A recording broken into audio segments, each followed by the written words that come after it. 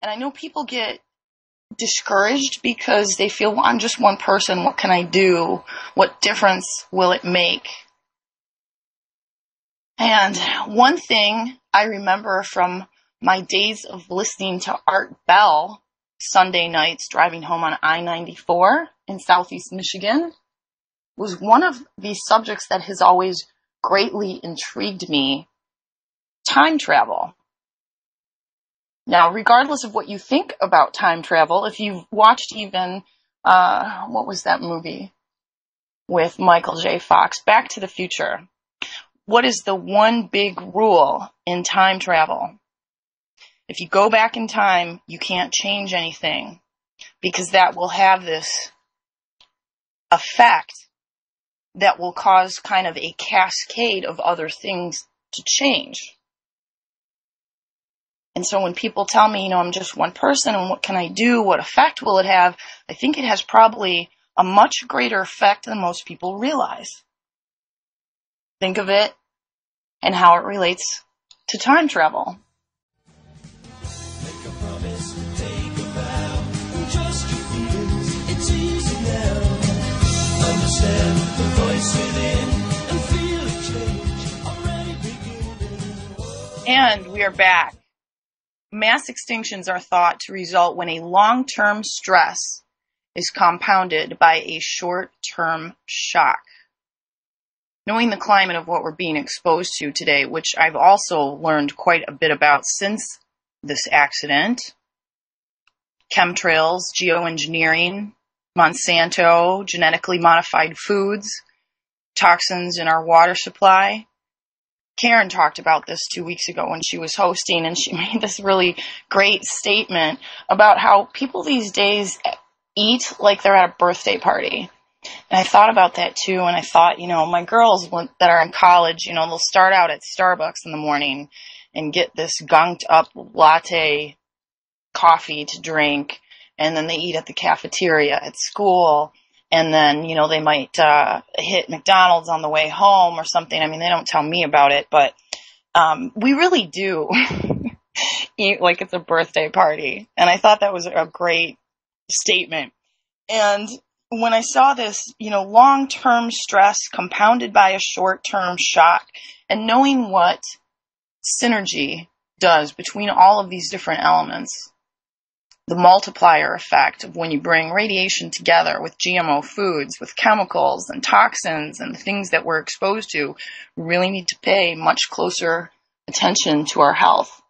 And we need to keep talking about this to find solutions. I don't know what the solutions are. I have no idea.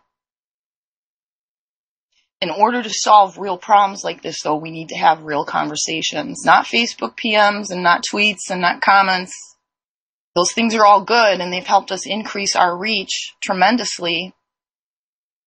But in the next week or two, try to reach out to somebody, maybe another camera watcher on any news that you're always trading info with, or a Facebook friend who never misses a story about the sea life around Hawaii, or a person whose comments jolt you with their similarities at times. I want to give out my website to you guys too, Climate Viewer News, which I just joined up with in the past couple months, Jim Lee and Packy Savanis, and I will be doing a YouTube Google Hangout Sunday nights. I don't know if we're going to start this Sunday or next Sunday, but we're going to talk about all these climate-related issues as well. The weather issues, the geoengineering, the radiation, and the climate of surveillance in this country, which is another important thing to understand. Today also happens to be the anniversary of the 3 Mile Island accident, which was a partial nuclear meltdown that occurred in one of 2 3 Mile Island nuclear reactors in Pennsylvania on March 28th of 1979.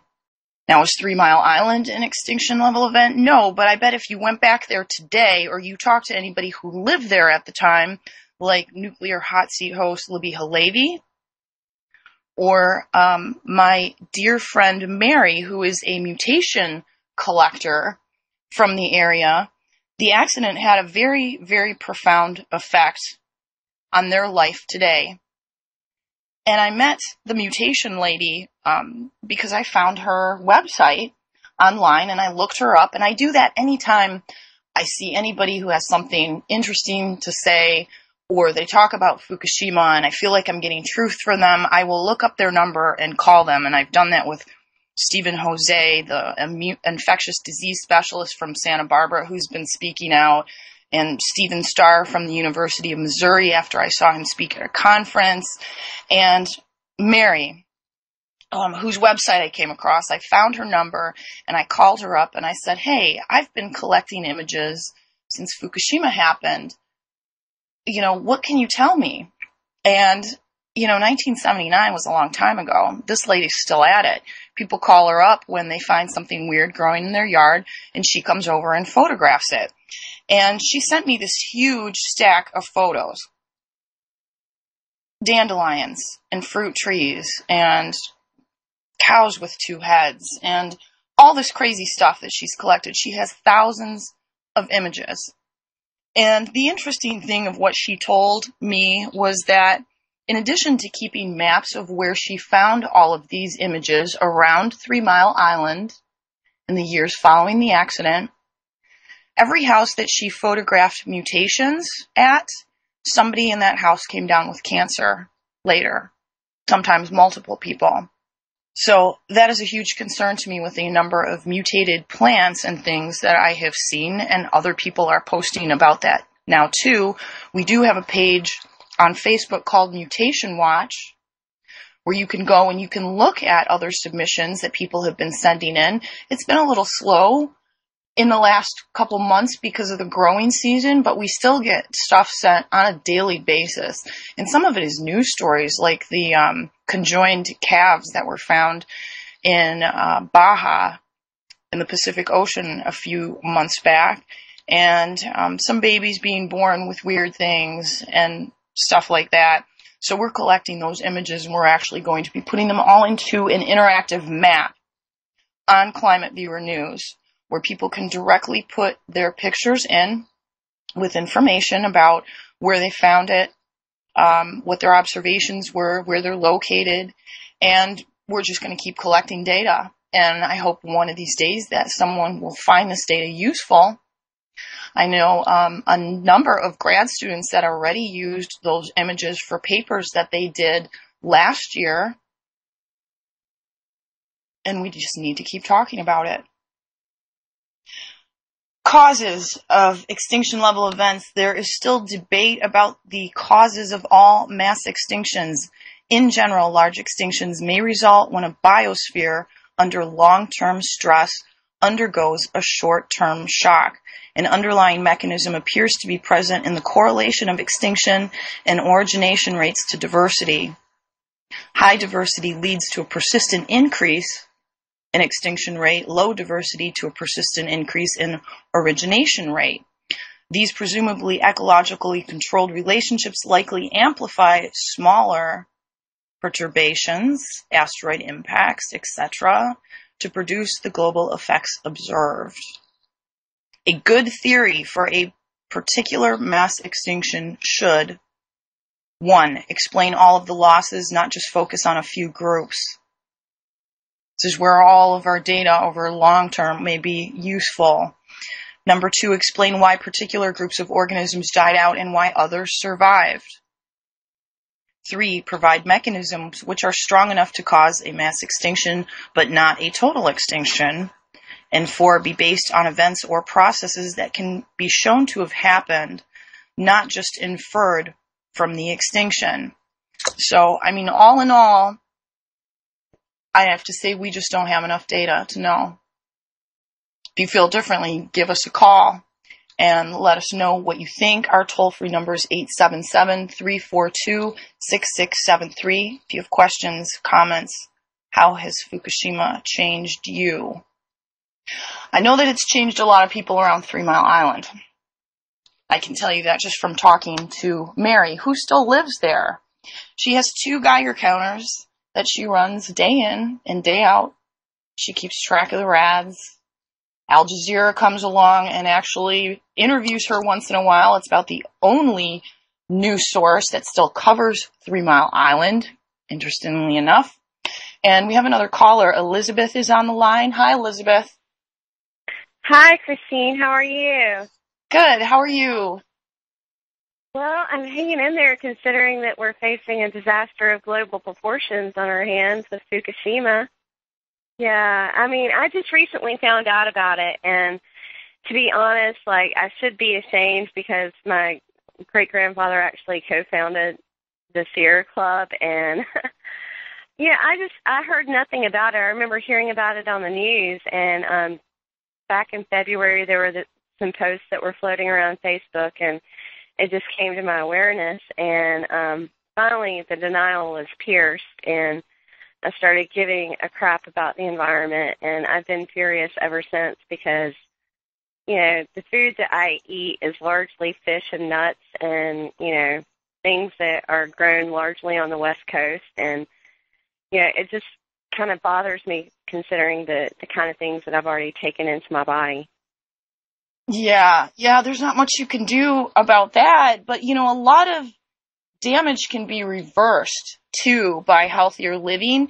And what's really interesting that I learned from talking to Lorraine Murray is after weapons testing occurred in the Pacific, there was a huge decline in, like, fish populations because of the fallout from those tests.